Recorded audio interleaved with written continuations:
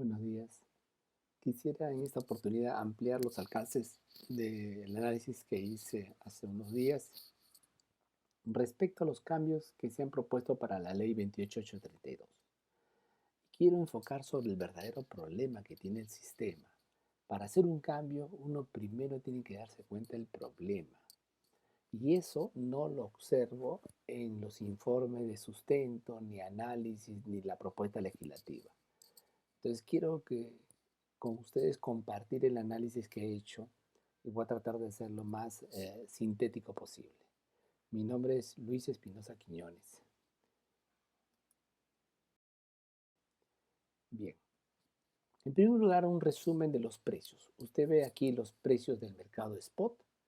Voy a poner el puntero, que es la línea roja o marrón. ¿Ya? Lo que demuestra esto que este precio es volátil. Hasta el año 2009-2008 usted ve con la línea verde que hay una cierta correlación. La línea verde es el precio del petróleo. Por lo tanto, cuando sube el precio del petróleo, subía el precio del mercado spot porque estaba dado por térmicas básicamente con diésel, que eran las que marginaban. Aunque Camisea entró en el 2004, hubieron térmicas. Entonces, el gran logro que se hizo fue con las licitaciones, fue la entrada de más térmicas que abarataron el costo. Y esto produjo que en el año 2010 el precio marginal se desplome, vaya a costos más bajos, con lo cual facilitó que muchos clientes aprovecharan los precios. Entonces entendamos que los clientes son los que tienen que aprovechar los precios. Y hay clientes libres y hay clientes regulados. Los regulados están representados en teoría por las distribuidoras. Entonces lo que tenemos que hacer es favorecer para que las distribuidoras busquen mejores precios. Ese es el concepto. ¿Cómo hacemos que las distribuidoras vean un interés común en bajar los precios para los clientes? La línea azul es el precio de barra que Ocinermin publica, el cual está indexado a ciertos factores. Pero es un precio necesario para pagar las inversiones. A veces no nos gusta pagar las inversiones. Las inversiones se tienen que pagar. Todo depende de qué inversión quiere elegir y con cuánta energía lo quiere pagar. Entonces, este es un preámbulo para decir cuál es el problema que observamos, que el precio está muy alto o que el precio va a seguir subiendo. El problema es ese. ¿Cómo hacemos para que el precio no siga subiendo y se comporte de una manera mucho más razonable?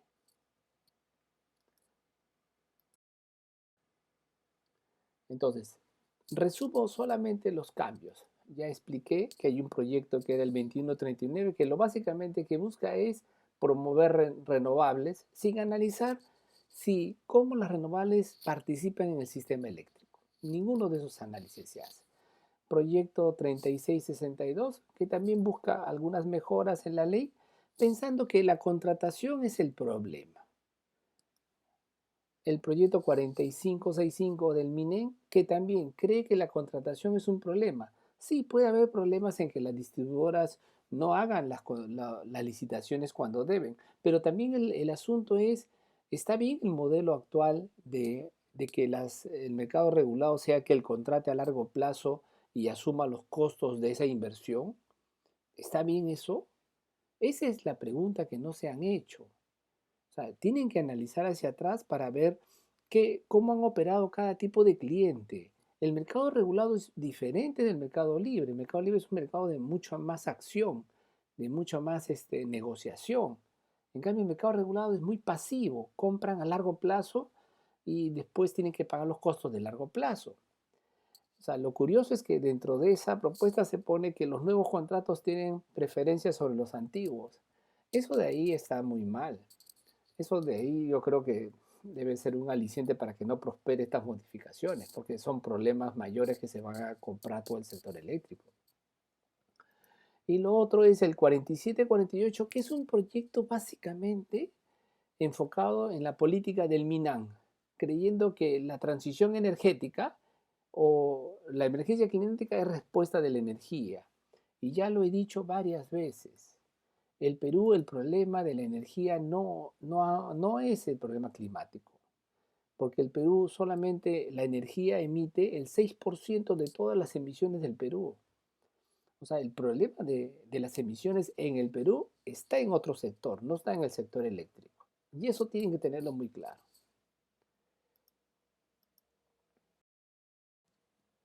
Entonces, he señalado el tema de la comercialización.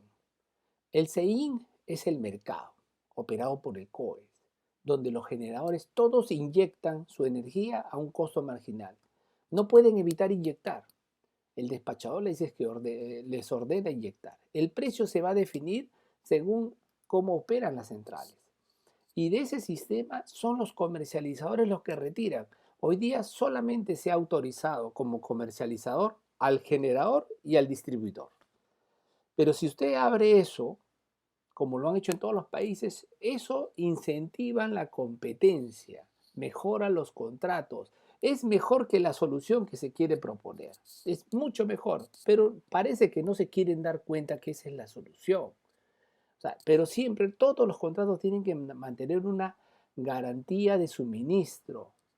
Quiere decir que no se le vende al cliente algo que no existe y que el momento que el generador tenga que responder, porque el cliente le está pidiendo energía, pero los precios han subido y el generador hizo una especulación, lo más fácil para el generador es declararse en quiebra y fugar.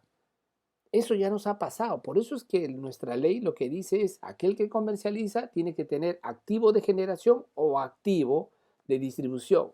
Pero también se puede hacer con contratos atrás. Un comercializador que junte contratos y que se le supervise que está bien coberturado. Entonces, yo le llamo eso la cobertura. Entonces, no olvidemos, los generadores deben entregar un producto homogéneo para poder pagarle. ¿Ya? Y ese producto homogéneo en nuestra ley se definió como potencia firme y energía firme. Ese es el producto homogéneo, porque cada quien tiene producciones diferentes. Y la potencia es un concepto muy importante para la térmica, porque la térmica no opera todo el tiempo y necesita un ingreso seguro para estar presente. En cambio, las renovables siempre están presentes y ellos siempre pueden cobrar ingresos de energía. Eso es algo que no tiene la térmica asegurada. Por esa razón es que en el Perú la forma de garantizar energía térmica disponible es con el ingreso de potencia. Entonces, por el lado de la comercialización, como le digo, ellos tienen que vender producto homogéneo para que la única discusión sea el precio. Entonces, no tendremos que estar discutiendo si esta potencia es de mejor calidad que la otra potencia que vende el otro generador. Eso no existe. Lo que tenemos que entender es que este subcomercializador sí es un comercializador seguro. Ese es el atributo que tiene que tener el comercializador. Alguien que está coberturado, que no está especulando, que se vaya a fugar. Porque cuando fuga un comercializador, deja a los clientes plantados. Y se produce lo que se llama un retiro sin contrato. Los clientes no saben qué hacer, porque pueden haber pagado por adelantado. Ese es el problema. Entonces, ¿cómo identifico si la solución que proponen de modificar la ley es aplicable al problema encontrado? Supongo que han encontrado el problema. ¿Ya? O sea, lo primero que uno hace es definamos el problema. ¿Cuál es el problema? Que no lo definen en ninguno de sus proyectos. Que hay falta de generación de inversión eficiente, generación eficiente, que reduzca los costos de la electricidad. En este caso, el costo relevante es generación más transmisión y los mismos se tienen que trasladar en precios mejores a los clientes. Ya el presidente del COES también ha dicho, está faltando generación eficiente, porque en teoría tenemos mucha generación, pero buena parte no es eficiente por un tema del recurso. Entonces, ¿cuál es la solución propuesta en este proyecto de ley o estos proyectos? Uno, lo básico es mejorar la comercialización de energía para favorecer a la red. Ya. La pregunta es, ¿esto incentiva nueva generación que reduzca el costo total? ¿Generación más transmisión? Porque podemos tener costo de generación un poco más barato, pero no va a subir la transmisión porque tenemos que reforzarla. Porque hay generación que necesita refuerzos en transmisión muy importantes. Y eso lo paga el público. Entonces, la respuesta que yo he analizado en esto es que esto no resuelve el problema. Por cambiar esos artículos, no van a aparecer más generadores queriendo invertir. Lo que van a aparecer es más especuladores.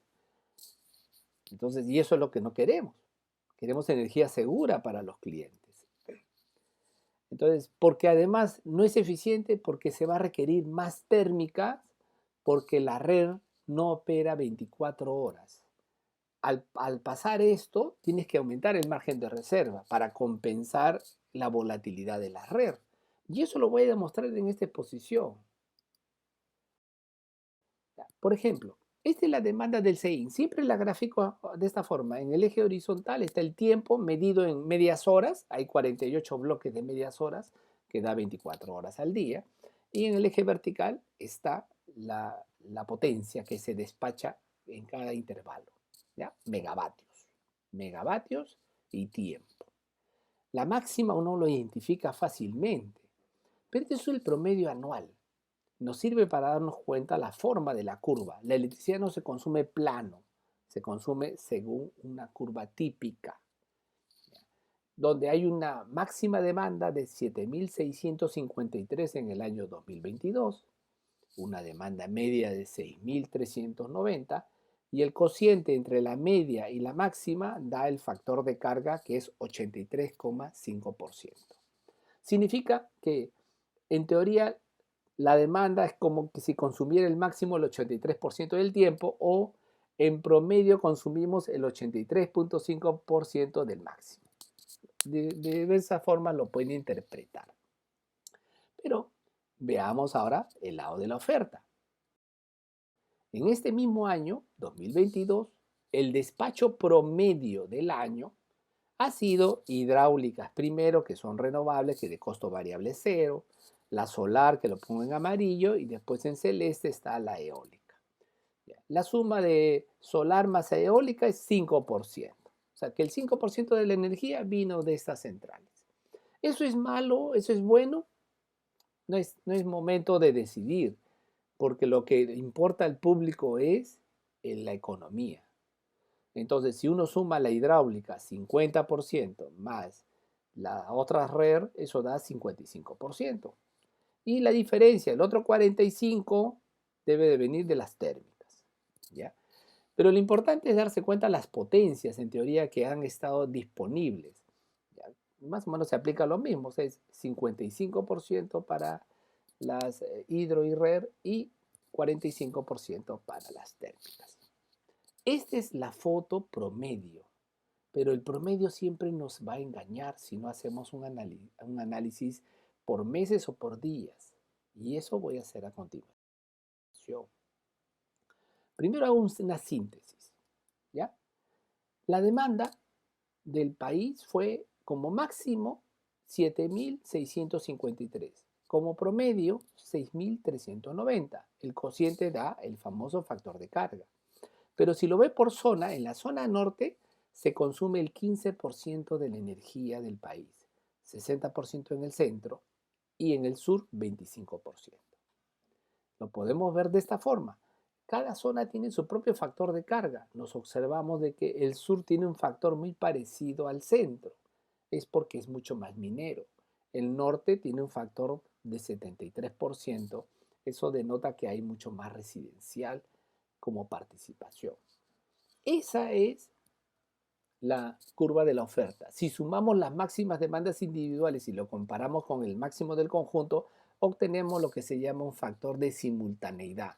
Significa que los máximos nunca coinciden ni en día ni en hora. Y eso nos posibilita que uno pueda vender más con la misma instalación. Eso es lo que significa. Simultaneidad de 96% quiere decir que aunque yo pueda diseñar la instalación para los máximos, tengo siempre una holgura de aquí de un 4%.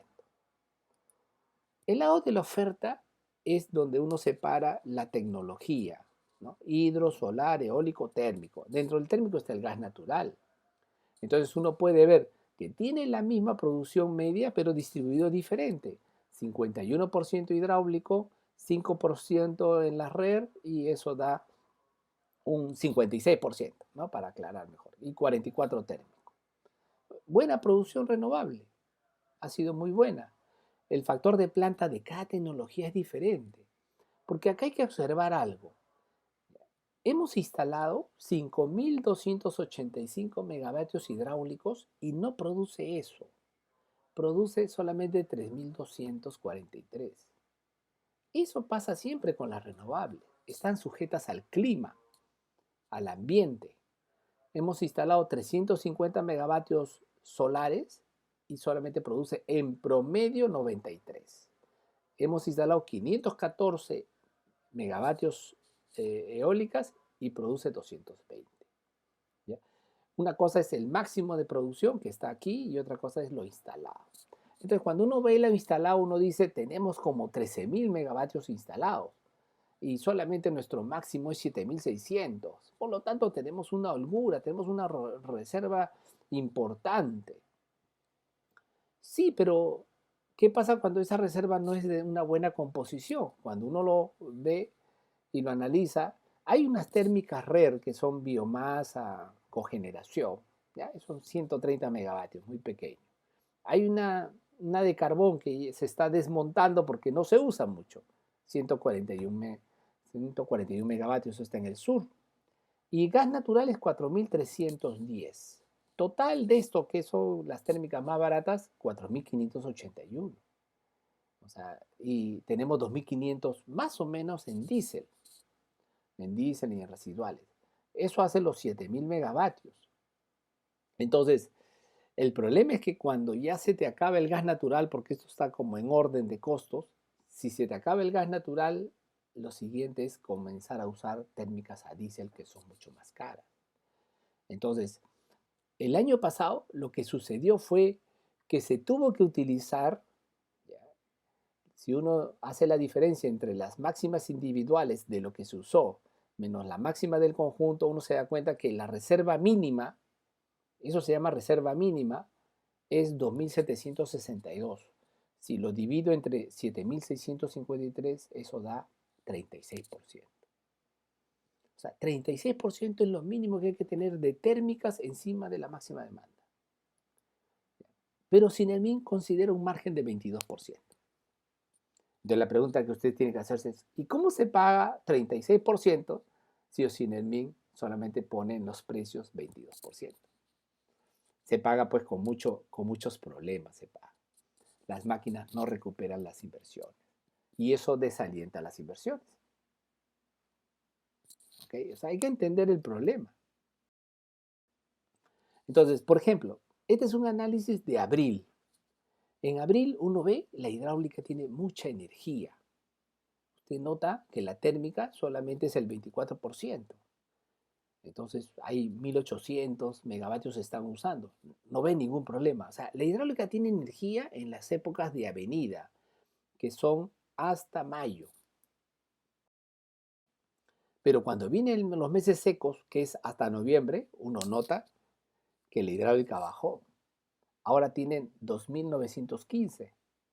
¿Y quién tiene que poner la diferencia? ¿La solar, la eólica o la térmica?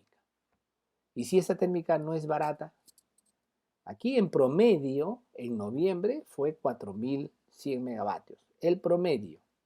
Pero si usted lo ve por día, se va a dar cuenta de la diferencia. La térmica eficiente, llámese cogeneración, carbón y gas natural, no pasan de los 4.500 megavatios. Entonces, si usted supera eso, tiene un problema.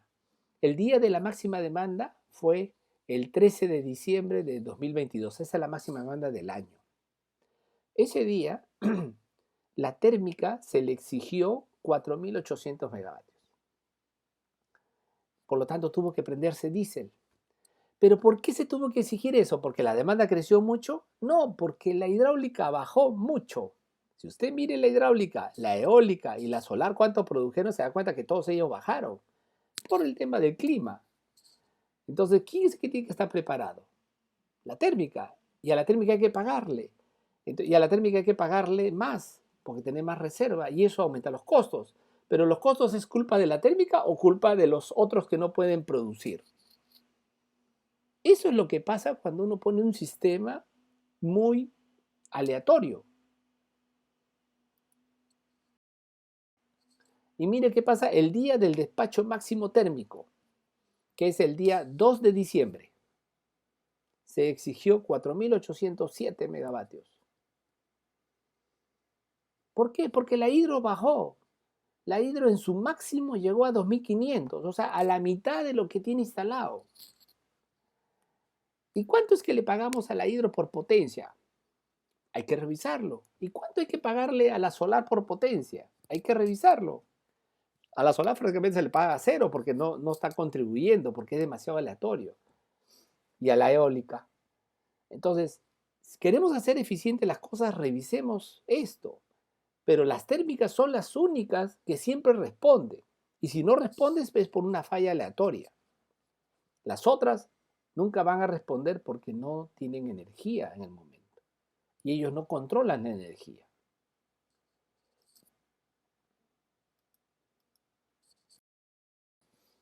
Entonces, y miremos el sur. Esta es la demanda del sur promedio anual. ¿Ya? La parte amarilla es la solar y la otra es la térmica que se produjo el año pasado en el sur porque no hubo suficiente generación. Y miren esta parte verde que señalo con esta doble flecha, o sea, flecha de doble sentido, o sea, casi 1176, es la energía que el sur importa del centro. Y la demanda máxima del sur es 2000 megavatios. Importa 1200. O sea, importa un 60%. ¿Por qué? Porque no tiene generación eficiente. Entonces, el sur tiene un problema. Todas las inversiones que hemos tenido que poner en líneas de transmisión, la pagamos todo el Perú. Y básicamente Lima lo paga. Y lo pagamos porque el sur no tiene generación y le tenemos que llevar el gas vía electricidad en las líneas eléctricas, que es muy caro. Y las líneas no se dan abasto, porque entran en colapso. Y en julio, el problema del sur es que baja la producción hidráulica y tiene que aumentar más la térmica. Y la solar está al mediodía, la solar no contribuye a resolver el problema. Porque en el sur la única renovable que tenemos es solar. O sea, eficiente es la solar. No existe eólicas en el sur. Las eólicas se instalan en la zona norte hacia arriba. O sea, la zona norte, diré, la zona central, desde Ica hacia arriba. Entonces, imaginemos qué pasaría si queremos meterle más solar. Esa área de la solar yo lo multiplico por 5. Imagínate que instalamos 5 veces, ¿ya? Lo que existe. Si hacemos eso, ya, no va a pasar esto. ¿Aumenta la solar? Ok. Aumenta energía, pero necesitamos potencia en la noche. Necesitamos línea de transmisión y necesitamos tener térmicas.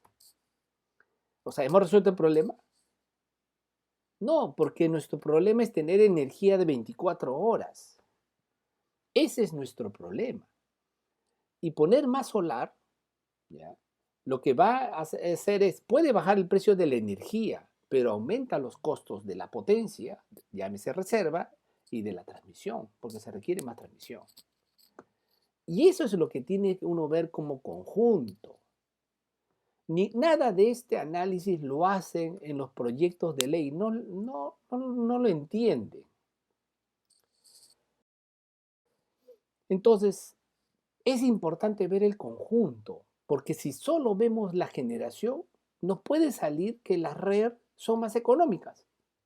¿Por qué? Porque no internaliza el costo de reforzar la transmisión y de pagar más potencia. Eso no lo internaliza. Y si lo internalizamos, o sea, si sumamos generación más transmisión, nos saldrá que las térmicas locales son más económicas, porque evitan reforzar de transmisión y reducen las reservas. O sea, hay que buscar un mix, pero el mix no se puede definir diciendo 5% mínimo de renovables, 10% mínimo. No, hay que ver todo el conjunto. Y como propuesta de solución yo le digo, miren, no nos hemos dado cuenta que en el sur existen 2000 megavatios de centrales térmicas esperando el gas de camisea. No nos queremos dar cuenta. Y aquí lo muestro. ¿Ya? Tenemos la central térmica de Hilo acá, la central térmica de Puerto Bravo y Marcona, el punto de Marcona, porque ahí llega el gasoducto de Contugas, un ducto de 20 pulgadas. Puerto Bravo tiene 720 megavatios. La reserva fría de hilo 560 y hilo 4 720. Todo eso ya está instalado, ya está funcionando, funciona con diésel, pero son máquinas preparadas para gas natural.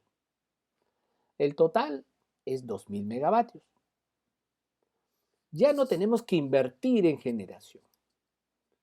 ¿Qué es lo que le sucede? Le falta el gasoducto que le he puesto acá con línea roja. Ese ducto falta. ¿Cuánto es de distancia? 550 kilómetros. ¿Cuánto puede ser la inversión? Así, tirando números para arriba y siendo muy generosos, es casi 2 millones de dólares el kilómetro. Entonces son 1.000 millones de dólares. Te resuelve tu problema. Esos 1.000 millones equivalen a 500 dólares el kilowatt, equivalen al costo de una turbina de gas, de lo que le pagamos a una turbina de gas. Eso es mucho más barato que una solar, que una eólica. Es mucho más barato. Y encima no tienes que reforzar la transmisión. Al revés, reduce el uso de la transmisión. Eso es lo que hace un gasoducto. Pero ninguno lo quiere ver. No quieren hacer el gas natural. Entonces, ¿esta es una solución aplicable? Sí.